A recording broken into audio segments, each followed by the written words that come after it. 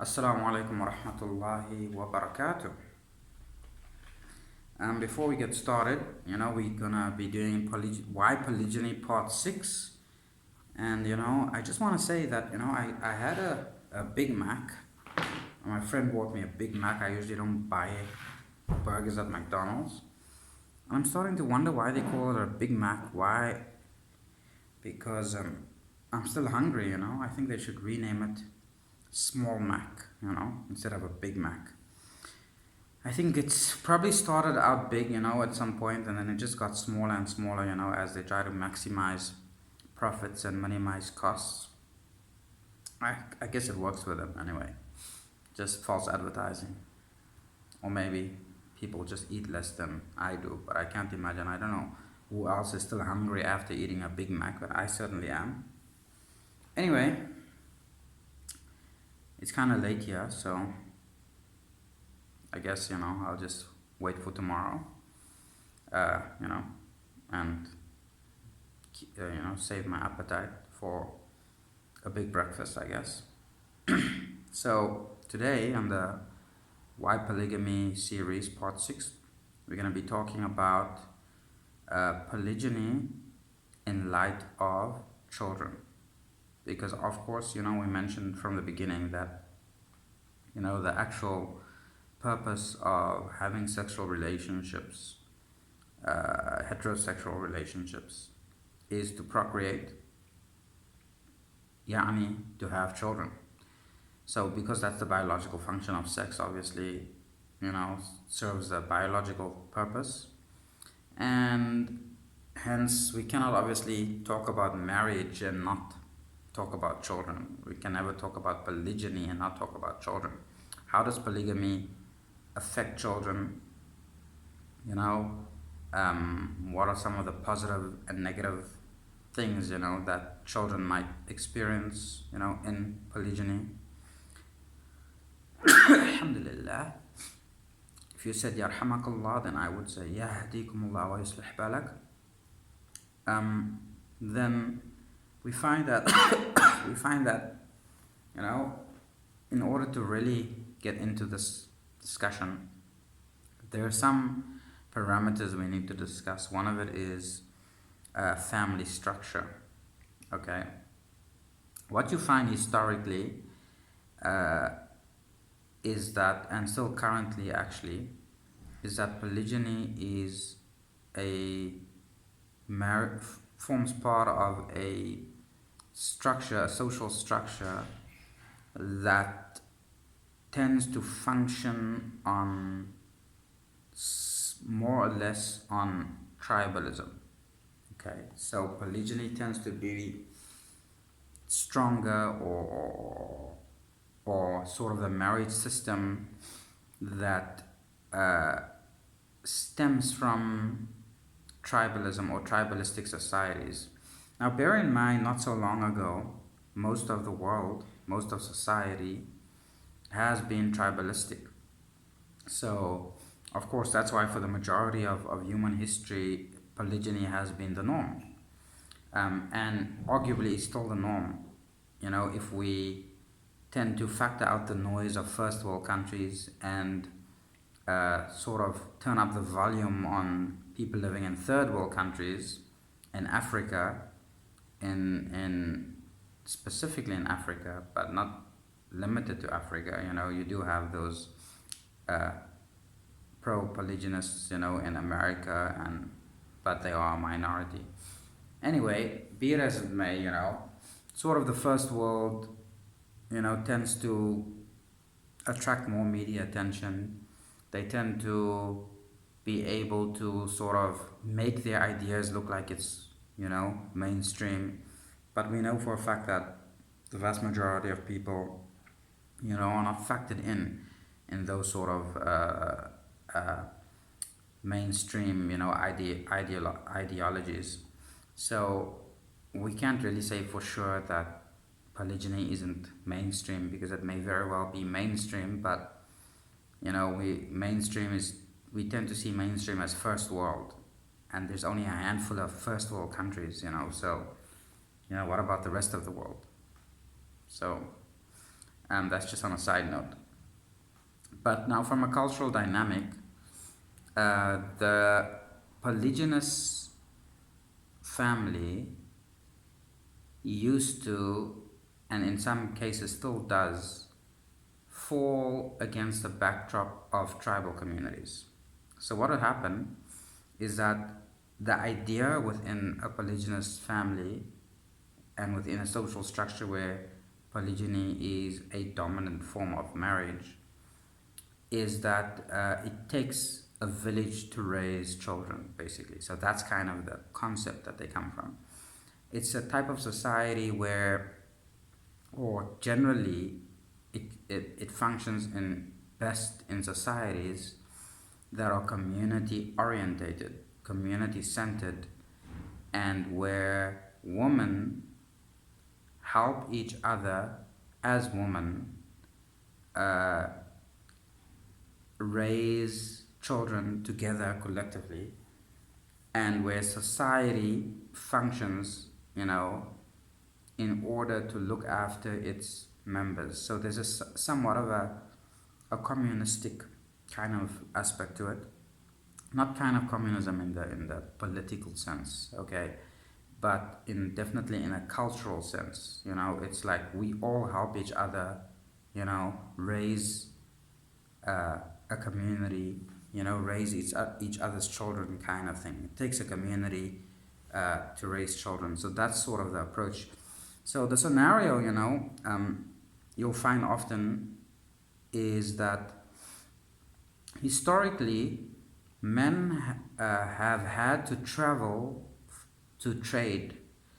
So they would leave the village for long periods of time, often months at a time, which means that his wife and children, or his wives and children, are then looked after within the village through the village elders, the system that they have in place. And the women in the community work together collectively to look after the interest of the village in terms of food, in terms of, farming, etc. So the idea was that everything that was near, in other words, everything that all the work that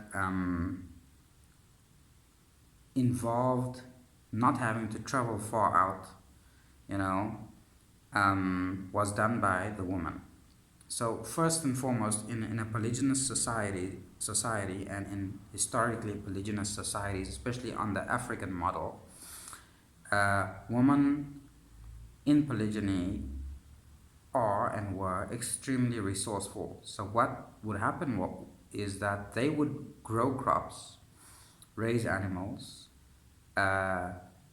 and generally lead a more or less independent existence, independent of their men, in the sense of the domesticated things. Now, let me again say that the domesticated things does not mean the house, okay? It means the village, basically, okay?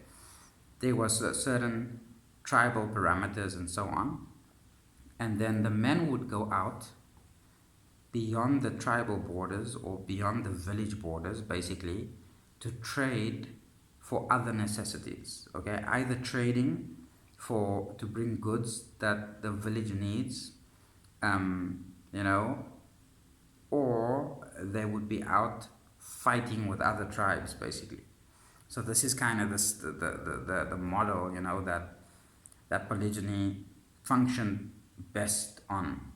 It was not a nuclear family, okay? The nuclear family, meaning wife, husband, and few children, is very modern.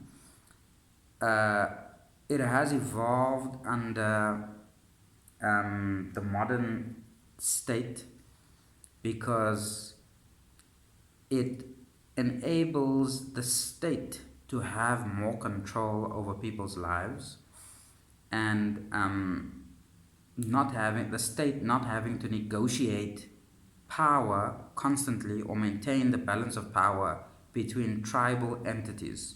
So in Western countries, in first world countries, of course, people have lost their tribal identities. Not that they didn't have those before, But so we are generally just nuclear families under the parent, the big father or the parent, the president, the state, the mechanism of the state.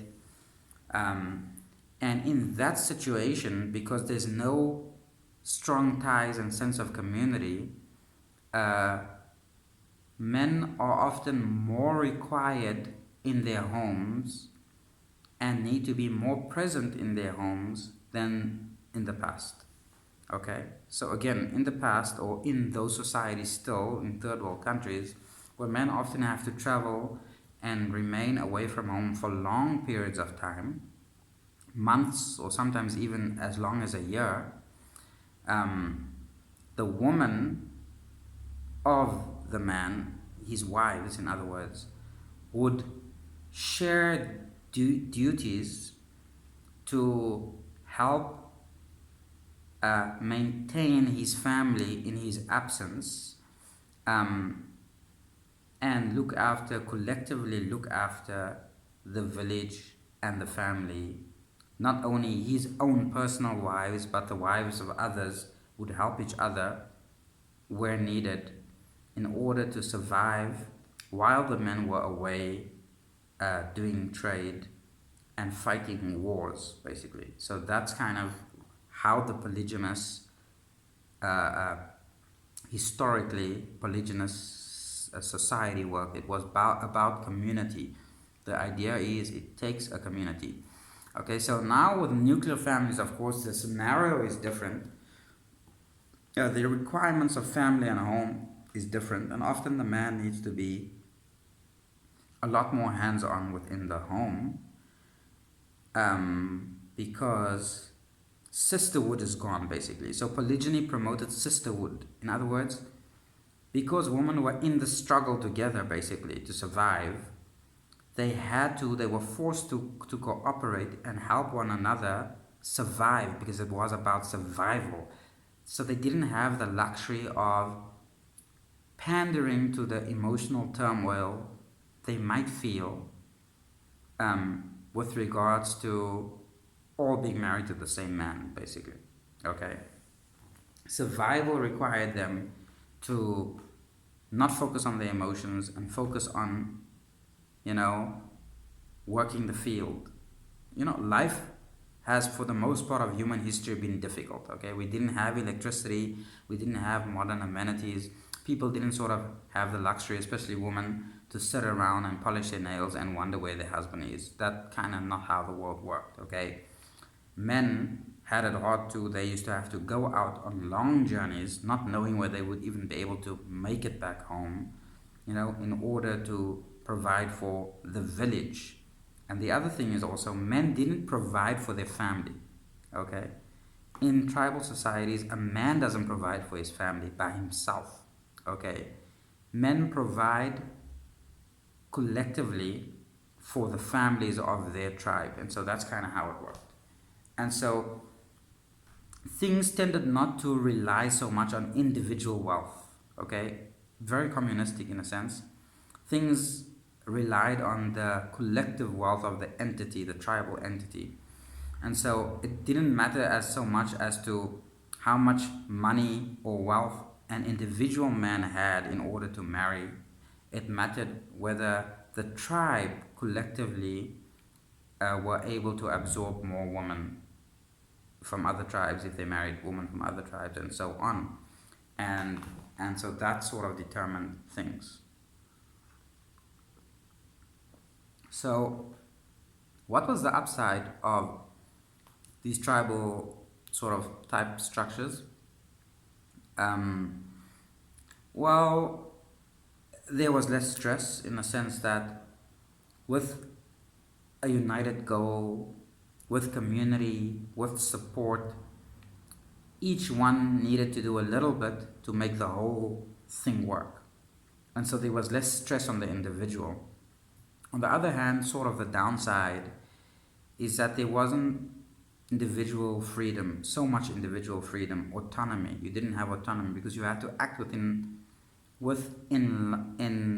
within the parameters of the tribe and the direction in which the tribe and the tribal leaders choose to go, not your own. You could not just venture and do your own thing. Okay? So this type of thing, those are the parameters. How does this affect children? Well, naturally, as you can see, in the tribal society, in the polygynous tribal society, the absence of the father did not negatively impact the children, because the children were being raised by a community. Okay, each child had several mothers, not one mother, so children got a lot of attention. And also the elders, the older men in the community, the ones who didn't travel out, acted as fathers for all the children, basically, in that community or in that village. And so they didn't lack male direction, male examples, and so on. And also they were not the same like mothers who are today single mothers, because these mothers were not single, they were married, and these children knew who their fathers were and interacted with their fathers, although not very often. But those little bits of interaction would carry them throughout their lives. In other words, it meant a lot. You still see this today when people say, grown men come and say, my father once said, and then he says the piece of wisdom his father gave him, which then carries him through his entire life. He lives by that one sentence that his father said, and his father probably didn't say a whole lot to him, but those few things, meant the world. So there was that type of fathering. Okay, fathering was the father has wisdom, he has courage, he has bravery. The children, especially the boys, look up to him, revere him, and try to emulate him in what little bit they know about him. It was almost folkloric in a sense, because the life was such that men didn't have the luxury to interact a whole bunch with their kids. Okay, and so that was the society. Fast forward to the nuclear family and polygyny, and obviously, without my having to spell the obvious, there are a lot of problems, of course. Okay, nuclear family is the first problem.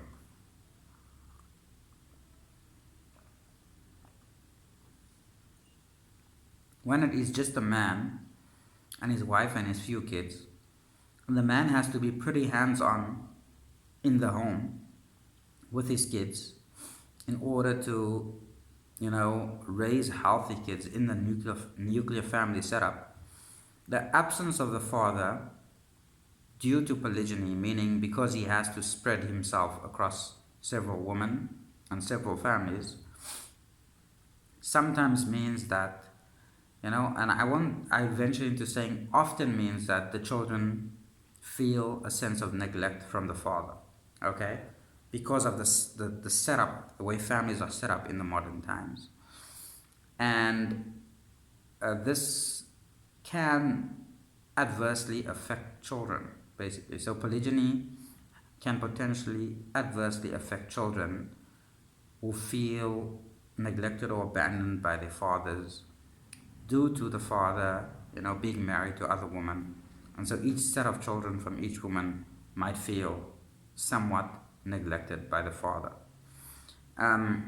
That's why it's probably better to practice polygamy where one's wives are in close proximity to each other and where children are free to engage with each other as children, as siblings, across all households of the various wives, and therefore engage with their father whenever they want to. So in other words, it doesn't matter in which household the father is or with which wife, the children always have free access to their father. That's one way to help alleviate the problem of nuclear families, is to sort of mimic the village scenario without necessarily having a village and a tribal leader and a chief and etc., but to allow the children to reign free basically between households, because at the end of the day, the goal of marriage, like we said biologically, is actually children. So one needs to optimize the situation to be,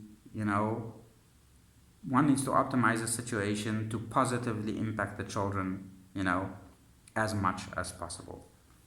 The nuclear family obviously is not that conducive to with regards to polygyny when it comes to children. Sometimes it's actually quite conducive to polygyny when it doesn't come to children, because it just makes things easier for the man to keep his wives totally separate and to just enjoy them being with them separately and never having to deal with them having to interact with each other. But that is unfeasible and unrealistic if you're going to start having kids with all of your wives, because then you need to know that your kids have to understand that they are brothers and sisters of each other, siblings. They need to socially interact and engage with one another, and that all of you collectively, husband and wives, need to put the children first. Not her children first, his children first, meaning the children that belong to him from whichever woman he has them. All of them need to put the children first, because that is actually the biological result and function of marriage. So I hope that I would have liked to draw the discussion out further, but I tend to want to keep these videos, under 20 minutes, and we're already on 22 minutes almost. So we'll stop it there. Food for thought. Please leave your comments, and we'll continue with the subject in part 7. Thank you very much.